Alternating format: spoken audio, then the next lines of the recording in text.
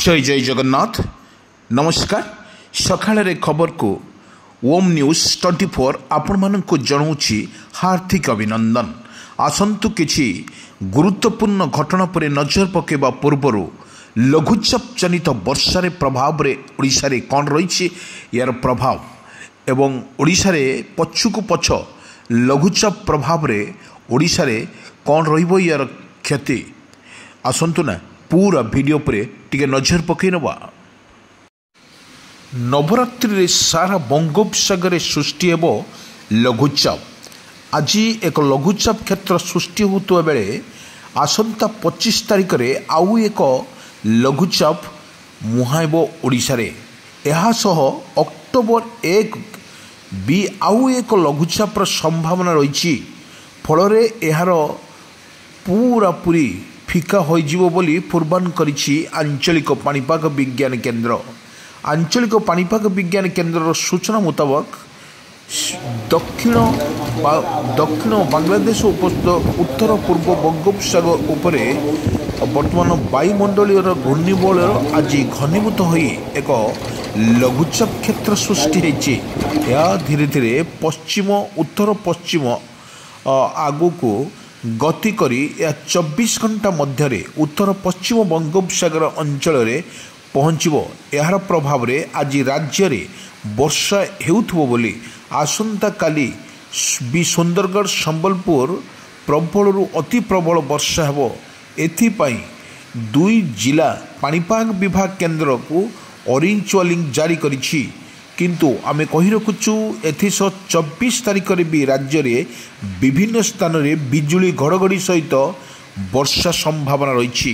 तो लघुचाप दुर्बल होउथबो किंबा नाही 25 तारिख आड़को केंद्रीय संलग्न उत्तर बंगोपसागर अंचल रे आउ एक लघुचाप क्षेत्र सृष्टि हेबो। यह पश्चिम उत्तर पश्चिम आड़को गति करी अधिक बड़ गोटेब।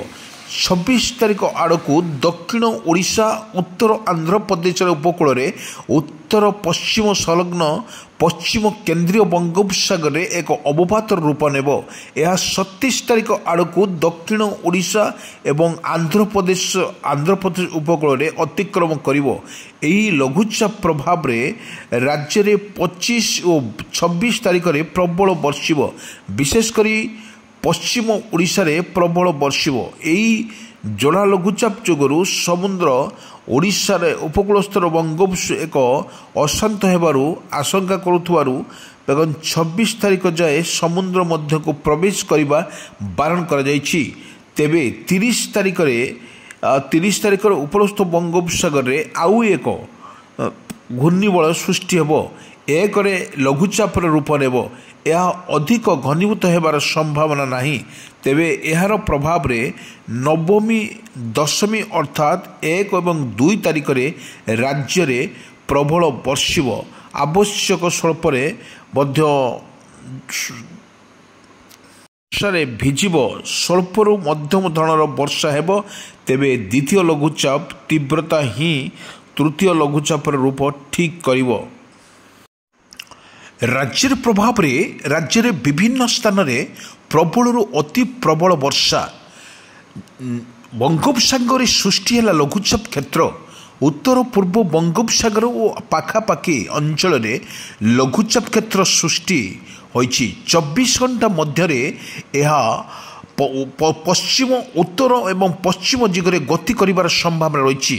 आसंता 25 तारिख पाखापाखि आउ एक लघुचाप क्षेत्र सृष्टि हेबार संभावना रही।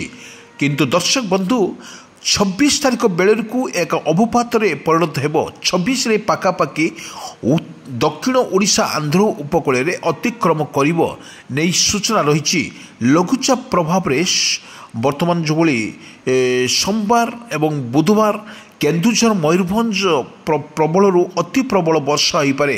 कोरापुट मालकानगिरी रायगड़ा एवं गजपति गंजाम कंधमाल कलाहांडी सुंदरगढ़ बालेश्वर भद्रक केन्द्रापड़ा जगतसिंहपुर रे प्रबल वर्षा हो पारे। उपकूल और आभ्यंतर ओडिशा रे अनेक स्थान रे घड़घड़ी सहित वर्षा संभावना रही।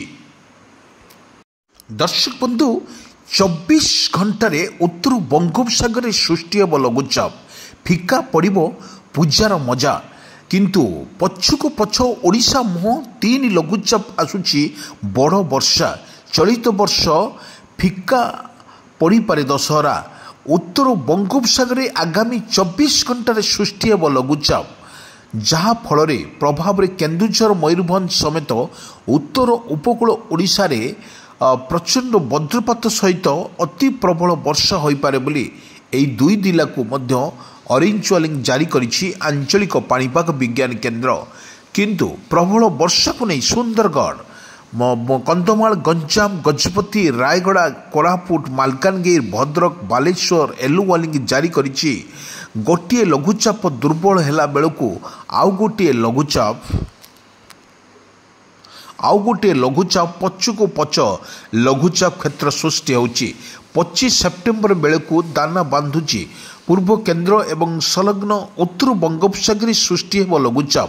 ଏହାଫଳରେ ପଶ୍ଚିମ ଉପକୂଳ ଦିଗରେ ଗତି କରି 26 ସେପ୍ଟେମ୍ବର ବେଳକୁ ଦକ୍ଷିଣ ଓଡ଼ିଶା, ଉତ୍ତର ଆନ୍ଧ୍ରପ୍ରଦେଶ ଉପକୂଳରେ ଆଡ଼କୁ ମୁହାଁଇବ।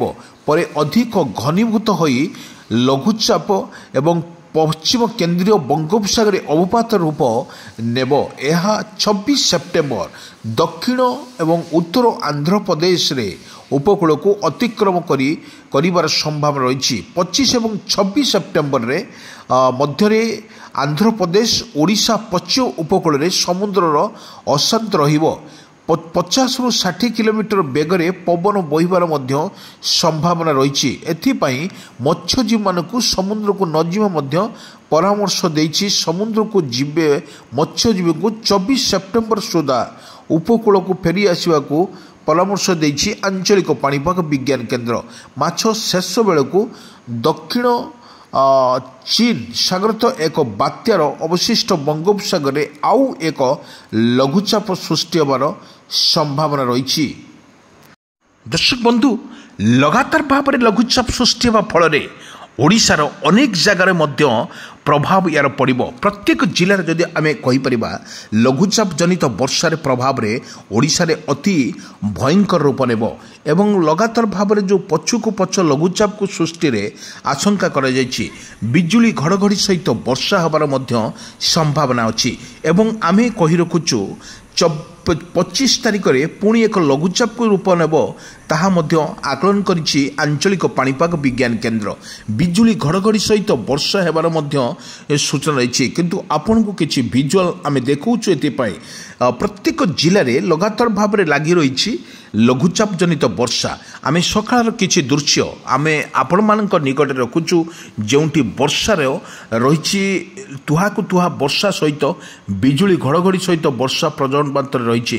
ଏବଂ ଭଦ୍ରକ, ବାଲେଶ୍ୱର, କଟକ, ପୁରୀ, ଗଞ୍ଜାମ, ଗଜପତି, ରାଉରକେଲା, ଢେଙ୍କାନାଳ, ପାରାଦୀପ ଏହି ଅନେକ ସ୍ଥାନରେ ବର୍ଷା ତୁହାକୁ ତୁହା ବର୍ଷା ମଧ୍ୟ ରହିଛି। ଅନେକ ସ୍ଥାନରେ ଆମେ ଦେଖି ପାଗ ମୁଖ୍ୟତଃ ମେଘୁଆ ରହିଥିବା ବେଳେ ଅନେକ ଜିଲ୍ଲାରେ ମଧ୍ୟ ତୁହାକୁ ତୁହା ବର୍ଷା ମଧ୍ୟ ଜାରି ରହିଛି। କିନ୍ତୁ ପଛକୁ ପଛ ଲଘୁଚାପ ଯେଭଳି ସୃଷ୍ଟି ହେଉଛି, 25 ତାରିଖରେ ଏକ ଲଘୁଚାପ, ଭୟଙ୍କର ଲଘୁଚାପ ନେବ। ତା ଦୁର୍ବଳ ନ ହେଉ ପୁଣି 1 କିମ୍ବା 2ରେ ପୁଣି ଏକ ଲଘୁଚାପର ସୃଷ୍ଟି ହେବ, ଯାହା ଆକଳନ କରିଛି ପାଣିପାଗ ବିଜ୍ଞାନ କେନ୍ଦ୍ର। ଯେଉଁଭଳି ଆକଳନ କରିଛି ତା ନିଶ୍ଚିତ ଭାବରେ ଯେଉଁଭଳି ବାତ୍ୟାର ରୂପ ନେବ ବୋଲି ଆଶଙ୍କା କରିଛି ଆଞ୍ଚଳିକ ପାଣିପାଗ ବିଜ୍ଞାନ କେନ୍ଦ୍ର। କିନ୍ତୁ ସବୁଠୁ ବଡ଼ କଥା ହେଉଛି ଫିକା ପକାଇବ ଏଥରକ ପୂଜା ବଜାର। ଏହି ପୂଜା ବଜାରକୁ ମାନେ ସତର୍କ ସୂଚନା ପ୍ରତ୍ୟେକ ଜିଲ୍ଲାପାଳମାନଙ୍କୁ ମଧ୍ୟ ସତର୍କ ସୂଚନା ଜାରି କରିଛି ଆଞ୍ଚଳିକ ପାଣିପାଗ ବିଜ୍ଞାନ କେନ୍ଦ୍ର। ସଚେତନ ରହିବାକୁ ମଧ୍ୟ ନିର୍ଦ୍ଦେଶ ଦେଇଛି ପାଣିପାଗ ବିଭାଗ।